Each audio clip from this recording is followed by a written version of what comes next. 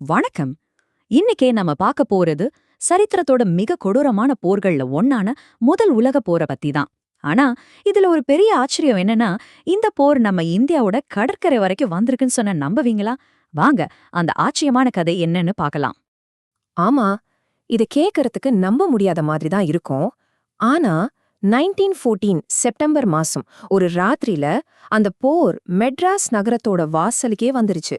அதாவது இன்னைக்கு நாம சென்னைன்னு சொல்ற இடத்துக்கு. இந்த தாக்குதலுக்கு காரணம் யாருன்னு பாத்தீங்கன்னா, வங்காள விரிகுடாவுக்குள்ள ரொம்ப அமைதியா நுழைஞ்ச ஒரு ஜெர்மன் போர் கப்பல். அதோட பேரு தான் எஸ்எம்எஸ் எம்டன். அதோட கேப்டன் கார்ல் வான் முல்லருக்கு ஒரு ரொம்ப தெளிவான நோக்கம் இருந்துச்சு. இந்த ஸ்லைட்ல இருக்கிற அவரோட வார்த்தைகள் மாதிரியே இந்தியாவை பிடிக்கணுங்கிறது அவரோட நோக்கம் இல்ல. பிரிட்டிஷ் ஆட்சியோட கௌரவத்தை குறைச்சு அவங்களோட வியாபாரத்தை கெடுக்கணும். அதுதான் அவரோட ஒரே குறிக்கோள். இந்த டேப்லோவை பாத்தீங்கன்னா எம்டனோட தாக்குதல் எவ்ளோ சாமர்த்தியமா இருந்திருக்குன்னு புரியும். பாருங்க, வெறும் 10 நிமிஷம்தான். அந்த 10 நிமிஷ தாக்குதல்ல நகரத்தோட எண்ணெய் கிடங்குகளுக்கு பெரிய சேதத்தை உண்டு பண்ணிட்டு உயிரிழப்புகளையும் ஏற்படுத்திட்டு தனக்கு ஒரு சின்ன கீறல் கூட இல்லாம தப்பிச்சு போயிருக்கு. சரி, இந்த ஒரே ஒரு தாக்குதல் இது அப்போ உலகத்தையே உலுக்கிக்கிட்டு இருந்த ஒரு பெரிய போரோட சின்ன எதிரொலி தான். அந்த போர் எப்படி ஆரம்பிச்சதுன்னு நாம புரிஞ்சுக்கிட்டாதான் எம்டன் ஏன் மெட்ராஸை தாக்குச்சுங்கிற முழு பின்னணியும் நமக்கு விளங்கும். வாங்க அந்த பெரிய போரோட ஆரம்பத்தை பார்க்கலாம். முதல்ல இந்த உலகப் போருங்கிற நெருப்பு பத்திக்கிறதுக்கு காரணமா இருந்த அந்த பொறிய நாம புரிஞ்சுக்கணும். அதுதான் ஜூலை நெருக்கடி. எல்லாம் ஆரம்பிச்சது ஆஸ்திரிய இளவரசரோட கொலையில தான். அது ஒரு டாமினோ எஃபெக்ட் மாதிரி. ஒன்னு விழுந்ததும் அடுத்தடுத்து எல்லாம் விழ ஆரம்பிச்சது. அப்போ இருந்த ராணுவ கூட்டணிகள் ஒவ்வொரு நாடா செயின் மாதிரி ஒன்னோடொன்னு பிணைஞ்சிருந்ததால எல்லாரும் போருக்குள்ள இழுக்கப்பட்டாங்க. வெறும் கொஞ்ச வாரத்துக்குள்ளேயே ஐரோப்பாவோட பெரிய நாடுகள் எல்லாம் 2 பெரிய டீமா பிரிஞ்சாங்க. நேச நாடுகள் அப்புறம் மை நாடுகள். ஒரு பயங்கரமான உலகப் போருக்கான ஸ்டேஜ் ரெடி ஆயிடுச்சு. சரி, இந்த மாதிரி ஒரு புது உலகப் போர் நிஜத்துல போர்க்களத்துல எப்படி இருந்துச்சு? அதோட முகம் எவ்ளோ கொடூரமா இருந்துச்சு? வாங்க பாக்கலாம். மேற்கு போர் முனையில போர் ஆரம்பிச்ச கொஞ்ச நாள்லயே ஒரு மோசமான நிலைக்கு போயிடுச்சு. அதுதான் பதுங்கு குழி போர். வீரர்கள் 600 கிலோமீட்டருக்கும் மேல நீளத்துக்கு பள்ளம் தோண்டி அதுக்குள்ள இருந்துகிட்டே சண்டை போட்டாங்க. மாச கணக்குல வருஷ கணக்குல ஒரே இடத்துல போர் நடந்தது. இந்த போரோட பெரிய சோகமே டெக்னாலஜி ராணுவ திட்டங்களை விட வேகமா வளர்ந்ததுதான்.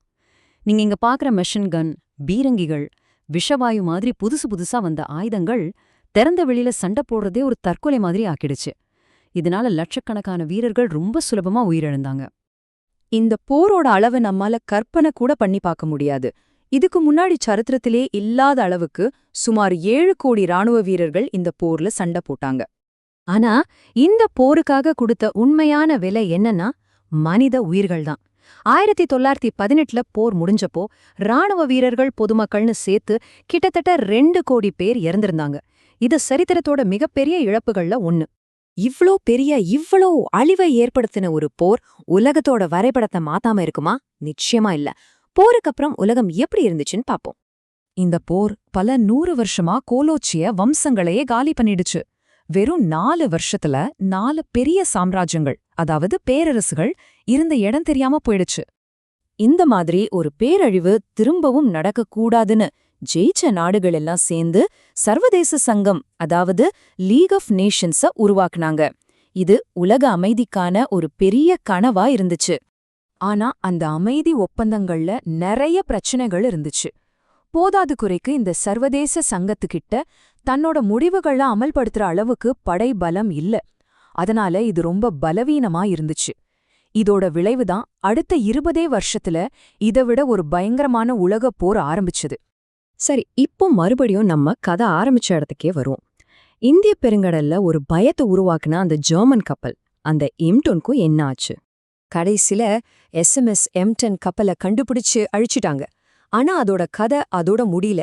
அதோட அந்த சின்ன ஆனா பயங்கரமான தாக்குதல் உலக வரைபடத்துல இல்ல, ஆனா நம்ம மொழியில ஒரு நிரந்தரமான தடத்தை விட்டுட்டு போயிருக்கு. அந்த கப்பலோட பேரு எம்டன். அது நம்ம தமிழ் மொழியிலே ஒரு வார்த்தையா மாறிடுச்சு. அதுதான் இதுல சுவாரஸ்யமே. இன்னைக்கு ஒருத்தரை பார்த்து அவன் பெரிய எம்டன்பா அப்படின்னு சொன்னா அதுக்கு அர்த்தம் அவர் ரொம்ப தந்திரமானவர், பயங்கர வலிமையான ஆளு, அவர்கிட்ட ஜாக்கிரதையா இருக்கணும்னு அர்த்தம். யோசிச்சு பாருங்க, ஒரு உலகப் போரோட ஒரு சின்ன சம்பவம் எங்கேயோ ஆயிரக்கணக்கான மைல் தள்ளி இருந்த மக்களோட அன்றாட பேச்சுல இன்னிக்கும் அழியாம வாழ்ந்துகிட்டு இருக்கு. இதுதான் சரித்திரத்தோட ஆச்சரியமான ஒரு எதிரொலி. நாம தினமும் பேசுற மொழியில இன்னும் எத்தனை சரித்திர சம்பவங்கள் இந்த மாதிரி ஒளிஞ்சிருக்கோ, நாம் அதையெல்லாம் புரிஞ்சுக்கிறதுக்காக காத்துக்கிட்டு இருக்கோம்னு யோசிக்க வைக்குது இல்லையா? இந்த விளக்கத்தை பார்த்ததற்கு நன்றி.